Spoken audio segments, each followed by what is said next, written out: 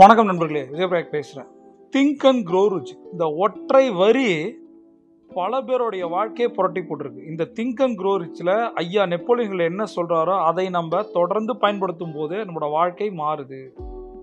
நாம் பணக்காரங்களாக மாற முடியும், நம்ம எந்த மாதிரியான சூழலில் இருந்தாலும் கூட.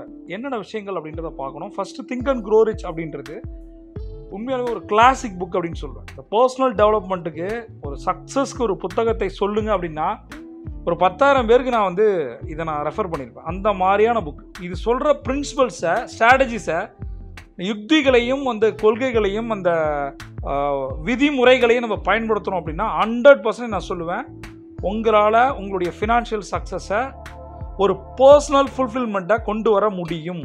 அப்படி என்ன கீ ஸ்ட்ராட்டஜி இருக்குது அப்படின்றத நம்ம பார்க்கணும். முதல் விஷயம் டிசையர், த பர்னிங் டிசையர் அப்படின்னு சொல்கிறார். இந்த பர்னிங் டிசையர் தான் உங்களுடைய எல்லா சாதனைகளுக்கும் காரணம் அப்படின்னு சொல்கிறார். எந்த அளவுக்கு நீ உங்கள் மைண்டில் இந்த பர்னிங் டிசையரை கொழுந்து விட்டு எரிகிற அந்த ஆசை தீ, அந்த வேட்கையை கொண்டு வரீங்களோ, எந்த அளவுக்கு கல்டிவேட் பண்ணுறீங்களோ, ஸ்ட்ராங்காக பண்ணுறீங்களோ, அந்த அளவுக்கு உங்களால் எதையும் அச்சீவ் பண்ண முடியும். முதல் விஷயம். அப்போ ஒரு பர்னிங் டிசையர் இருந்துச்சு அப்படின்னா ஒருத்தனால வாழ்க்கையில் ஜெயிக்க முடியும். அந்த பர்னிங் டிசையர் தொடர்ந்து எரியணும், அவ்வளோதான். ரெண்டாவது அவர் சொல்கிறது, கிளியர் கட்டான கோலை எழுது அப்படிங்கிற. அந்த இலக்குகள் மீது கிளியராக இருக்கணும், ஸ்பெசிஃபிக்கான டீட்டெயில்ஸ் இருக்கணும், எவ்வளோ பணம் வேணும்னு நம்ம தெளிவாக சொல்லணும், அது எத்தனை நாளைக்குள்ளன்ற டைம் ஃப்ரேம் இருக்கணும். இதை நம்ம எழுதும் போது ஆட்டோமேட்டிக்காக உங்களால் ஜெயிக்க முடியும். அப்போ ஃபர்ஸ்ட் அவர் சொல்கிறது நெப்போலியன் 2 விஷயம். ஒன்று பர்னிங் டிசையர், இன்னொன்று கிளியர் கோல்ஸ். அடுத்தது விசுவலைசேஷன் டெக்னிக்கை கொண்டு வர. எப்படி அப்படின்னா, காட்சிப்படுத்தல் டெக்னிக் இல்லை அப்படின்னா உங்கள் வாழ்க்கையில் நினைச்சது நடக்குமான்னு தெரியல. உங்களை நீங்கள் நம்புங்கள், அவ்வளோதான் சொல்கிறேன். பிலீவ் யுவர் செல்ஃப், இதுதான் அவரோட சொல்கிற சக்ஸஸ் மந்த்ரா. உங்களுடைய திறமை மீது நம்புங்கள், உங்களை நம்பாதீர்கள். நான் சொல்கிறேன், அவர் சொல்கிறார், உங்களை நம்புங்கள், உங்களை நம்பாதீர்கள், உங்கள் திறமைகளை நம்புங்கள். ஒவ்வொரு தடவையும் நாம் நம்பி தான் தோற்று போயிட்டு இருக்கோம். நம்மளோட திறமைகளை நம்புவோம். நம்மளோட என்ன திறமைகள் இருக்குது. ஒரு இலக்கு வச்சுருக்கோம் அப்படின்னா, மாதம் 10 லட்சம் சம்பாதிக்கணுன்ற இலக்கு இருக்குன்னா 10 லட்சம் சம்பாதிப்பதற்கான ஸ்கில் செட் என்ன, உங்களோட நாலேஜ் என்ன, இதெல்லாம் இம்ப்ரூவ்மெண்ட் பண்ணாமல் எப்படி 10 லட்சம் வரும்? மந்திரத்திலே மாங்காய் வரும். இப்போ லாஜிக் என்னென்னா, நீங்கள் ஒரு கோலை அச்சீவ் பண்ணணும் அப்படின்னா உங்கள் திறமை மீது நீங்கள் நம்பிக்கை வைக்கணும். திறமையே இல்லை, எனக்கு பணம் வேணும்னா எந்தெந்த திறமைகளை அதிகப்படுத்த முடியுமோ அதை அதிகப்படுத்தினா அந்த 10 லட்சம் கிடைக்குமோ அந்த திறமைகளை நம்ம ஃபோக்கஸ் பண்ணணும். இதுதான் அவர் சொல்கிற ஒரு விஷயம். என்னன்னா, உங்களுடைய நம்பிக்கைகள் ஒரு பவர்ஃபுல் ஃபோர்ஸாக மாறி உங்களுக்கு வேணுங்கிறத கொண்டு கொடுக்கும் அப்படிங்கிறார். இதற்கு என்ன சொல்கிறார் அப்படின்னா, விசுவலைசேஷன் காட்சிப்படுத்தல் டெக்னிக்கும் சுய கட்டளைகளும் சொல்கிறார். எந்த அளவுக்கு ஒரு பாசிட்டிவ் அஃபர்மேஷனை நீங்கள் சொல்கிறீங்களோ அதை பொறுத்து உங்களுடைய வாழ்க்கை மாறும், நீங்கள் இலக்குகளை அச்சீவ் பண்ணுவீங்க.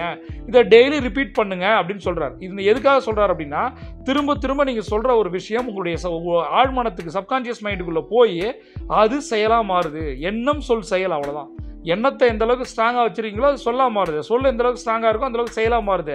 செயல் எந்த அளவுக்கு ஸ்ட்ராங்காக இருக்கோ அது விளைவுகளாக மாறுது. அதனால் சுய கட்டளைகளை சொல்லுங்கள். இந்த இடத்துல ஒரு கொசுரை நான் சேர்க்க வேண்டிய விஷயம் என்னென்னா, சுய கட்டளைகளை எப்போ வேணால் சொல்லலாம். 24 மணி நேரம் இந்த பிரபஞ்ச நேரம் தான் அது ஒர்க் ஆகிட்டு இருக்குது. அது எல்லாமே எனக்கு தெரியும், உங்களுக்கும் தெரியும். பட் அதிகாலையில் சொன்னும்போது இன்னும் பவர்ஃபுல்லான விஷயங்கள் நடக்க ஆரம்பிக்கும். அதை செஞ்சவங்க உணர்வீங்க. மூன்றாவது விஷயம் அவர் சொல்கிறது இந்த ஆட்டோ சஜஷன் அப்படின்னு சொல்கிறார். எப்படி எந்த ஒரு ஊடகத்தின் மூலம் நம்மளுடைய மைண்டை, ஒரு சப்கான்ஷியஸ் மைண்டை இன்ஃப்ளூயன்ஸ் பண்ண முடியும் அப்படின்றார். இது என்ன அவர் சொல்கிறார் அப்படின்னா, மென்டல் ப்ரோக்ராமிங் சொல்கிறார். உங்களுடைய ஆழ்மனத்தில் போய் பாசிட்டிவ் தாட்ஸை நீங்கள் போடுங்க, ஒரு இமேஜை கிரியேட் பண்ணுங்கள். எப்படி நாம் ஒரு காரை வாங்கின மாதிரியும், ஒரு வீடை வாங்கின மாதிரியும், நிறைய பணம் வந்த மாதிரியும், கடன் அடைச்ச மாதிரியும். இப்போ கடன்ற ஒரு விஷயம் இருக்கும்போது அது ஒரு ப்ரெஷரை கொடுத்துக்கிட்டே இருக்குது.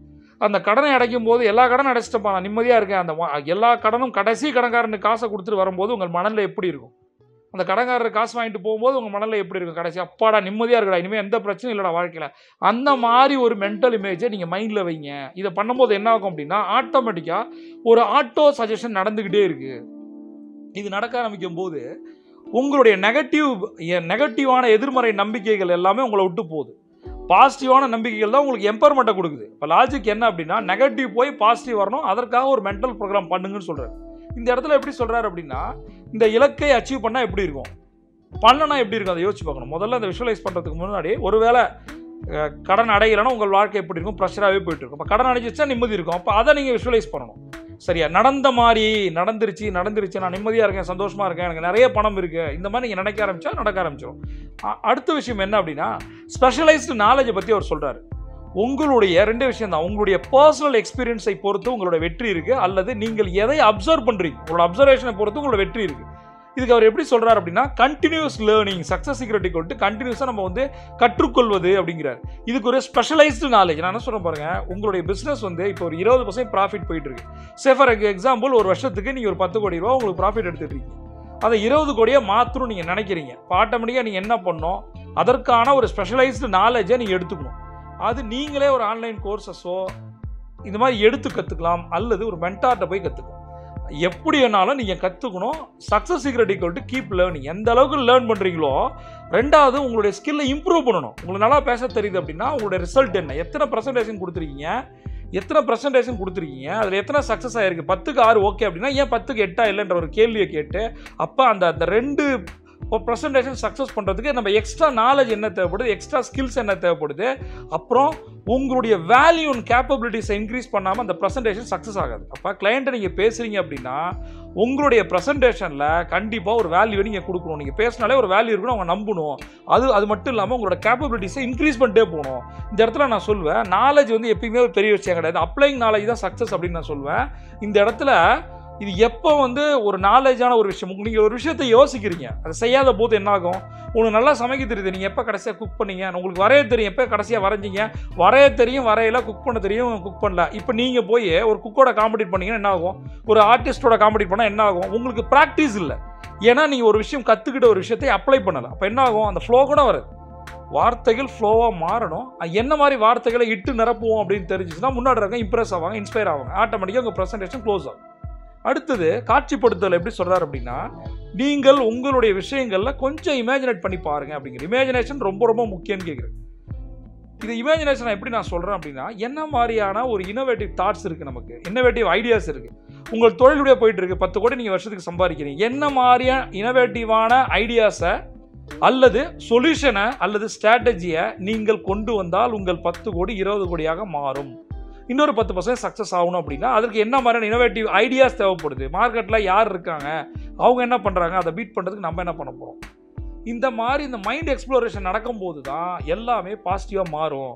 உங்களுடைய பர்சன்டேஜ் ஆஃப் ப்ராஃபிட் எவ்வளவோ அதை உங்களால் 100% கூட மாற்ற முடியும். அதற்கு நீங்கள் ஒரு கன்வென்ஷனல் திங்கிங்கில் இருக்காதீங்க. தயவுசெய்து நான் சொல்கிறேன், கொஞ்சம் இனோவேட்டிவாக மாறுங்க. நம்ம நிறைய பேரோட கதைகளை படிக்கிறோம், பார்க்குறோம், பட் இம்ப்ளிமெண்ட் பண்ணுறோமா. ஸ்டீவ் ஜாப்ஸ் என்ன பண்ணுறாரு, ஒன்றும் இல்லை, ஹென்ரி ஃபோர்ட் என்ன பண்ணுறாரு, இந்த மாடல் காரை உருவாக்க முடியாதுன்னு கைவிடுறாங்க. அது அந்த மாடலை பண்ணுற வரைக்கும் நீங்கள் இருப்பீங்க, சம்பளம் வரும்னு சொல்லிட்டு போயிடுறாரு. அதை அவங்க பண்ணாங்களா இல்லையா 18 மாதத்தில்? அப்போ முடியாதுன்னு அவங்க சொன்ன அந்த சயின்டிஸ்ட், அந்த இன்ஜினியர் சொன்னதையே முடியும்னு சொல்லி வச்சு காட்டினாரா இல்லையா ஹென்ரி ஃபோர்டு?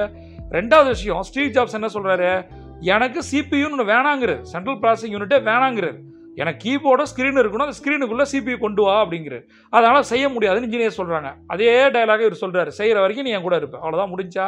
அப்போ உனக்கு சம்பளம் உண்டு, எல்லாமே உண்டு, அது செய்கிற வரைக்கும் நீ இருப்ப, உனக்கான டைம் ஃப்ரீடத்தை கொடுக்குறேன், பண்ணுங்கிறார். அது நடந்துச்சா இல்லையா? முதல்ல சிபியூ வந்து ஸ்க்ரீனுக்கு பின்னாடியே வச்சு ஒரு செட்டப் பண்ணி ஆப்பிள் கொண்டு வந்தாங்களா இல்லையா? ஆப்பிள்னால இனோவேஷன் நம்ம படிக்கிறோம், பார்க்குறோம், பட் நம்மளுடைய தொழிலில் என்ன மாதிரி இனோவேஷனை பண்ணுறோம்? இது வந்து என்ன சொல்கிறதுனா, அதாவது ஒரு புது வாய்ப்புகளை யாருக்கு ஒரு இனோவேட்டிவ் ஐடியா வரும் அப்படின்னா, இதை என்ன சொல்கிறாங்க அப்படின்னா சிந்தட்டிக் இமேஜினேஷன் அப்படின்னு சொல்கிறாங்க. இந்த வேர்ட் கால் சிந்தட்டிக் இமேஜினேஷன். இது என்னென்னா, பழைய ஓல்டு ஐடியா, அந்த பழைய ஐடியாவையும் அந்த பழைய ஐடியாவையே புதுவான விஷயத்தில் கொண்டு வருது, புது வழிகளில் கொண்டு வர்றது, அதன் மூலம் புதிதாக ஒரு ஆப்பர்ச்சுனிட்டியை கிரியேட் பண்ணுறதுக்கு பேர் தான் சிந்தட்டிக் இமேஜினேஷன். இதை வந்து கொண்டு வரணும். உங்கள்கிட்ட ஒரு ஐடியா இருக்குல்ல, அதை புதுசாக கொண்டு வாங்க. ட்ரெடிஷ்னலாக இப்போ சிம்பிளில் ஒரு ராம்ராஜில் பாருங்கள், ஒரு வேஷ்டியில் பாக்கெட் வச்ச வேஷ்டி, அந்த வேஷ்டி வந்து அவுந்து விழுந்துடும், அதுக்காக ஒரு பெல்ட்டு. கான்செப்ட் எப்படி இருக்கு? வேஷ்டி கட்டுறதே ஒரு பெருமை. ராம்ராஜுக்கு சல்யூட், அது ஒரு ப்ராடக்ட்டு, காசு கொடுக்குற ஒரு ப்ராடக்டை கொடுக்குறாங்க, அதை சல்யூட்னு அப்படி கொண்டு வர. அப்போ அந்த பிராண்ட் வேல்யூ அவங்க எப்படி இன்க்ரீஸ் பண்ணுறாங்க? அப்போ அதுக்கு என்ன பண்ணுறாங்க? பாக்கெட் மாதிரி ஒரு இனோவேஷன், பெல்ட் மாதிரி ஒரு இனோவேஷன். ஆட்டோமேட்டிக்காக என்ன ஆகும்? எல்லாருக்கும் ஒரு ஆசை இருக்கு. ஆனால் எத்தனை முறை நம்ம வேட்டி கட்டுறோம், மேரேஜ் எப்போ கட்டுறோம், அதுக்கப்புறம் கட்டுறதே கிடையாது. ஏன் ஒரு பொது வாழ்க்கையில் ஒரு அவார்டு வாங்கும்போது நம்ம பிளேசர் போட்டு வாங்கணும், ஏன் வேஷ்டி கட்டு வாங்கக்கூடாதா? அப்போ அந்த வேஷ்டியே ஒரு இனப்பெருமையோட அடையாளமாக காட்டுறாங்கல்ல, அதுக்கு ஒரு சல்யூட் போடுறோம்ல. அது மாதிரி நீங்கள் உங்கள் தொழிலுக்கு என்ன பண்ணீங்க? அர்ஜுன் அம்மா யார்? இந்த ஒரே ஒரு விஷயம் தான், ஆரோக்கிய பால். அப்போ அர்ஜுன் அம்மா யாருன்னு அவங்க கண்டுபிடிக்கல அப்படின்னா இன்றைக்கி ஆரோக்கிய பால் எங்கே இருக்குது நமக்கு தெரியாது, நம்ம கண்டுபிடிக்கணும் அவரை. இந்த லாஜிக் என்ன? அப்போ ஏதோ ஒரு விஷயம், சிம்பிளான ஒரு விஷயம், ஒரு ஃபாரின் கன்சல்டண்ட்டை வந்து அக்வயர் பண்ணி அவங்க கேட்கும்போது தான் அர்ஜுன் அம்மா யார்.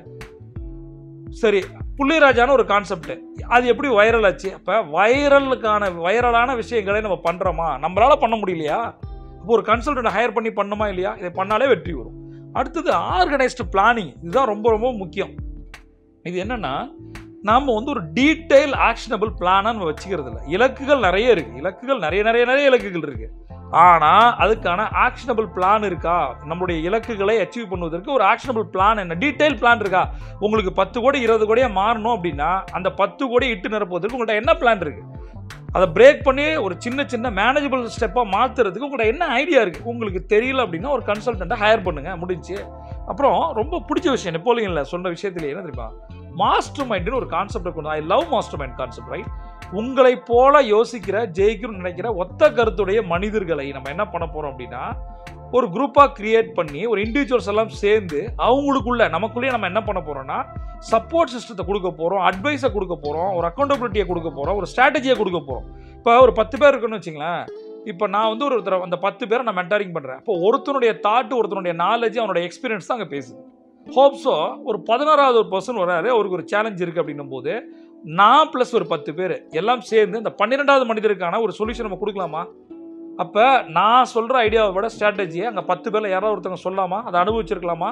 அப்போ இந்த மாஸ்டர் மைண்ட் கான்செப்டுக்குள்ளே போகும்போது தான் நம்மளால் நம்ம ஒருத்தர் உதவி பண்ணிக்கிட்டு நம்மளோட பிரச்சனைகள்லேருந்து வெளில வரும். இப்போ இந்த மாஸ்டர் மைண்ட் குரூப்பை நீங்கள் வந்து கிரியேட் பண்ணணும். ஒவ்வொரு ஊருக்கு நான் கிரியேட் பண்ணி வச்சுருக்கேன்.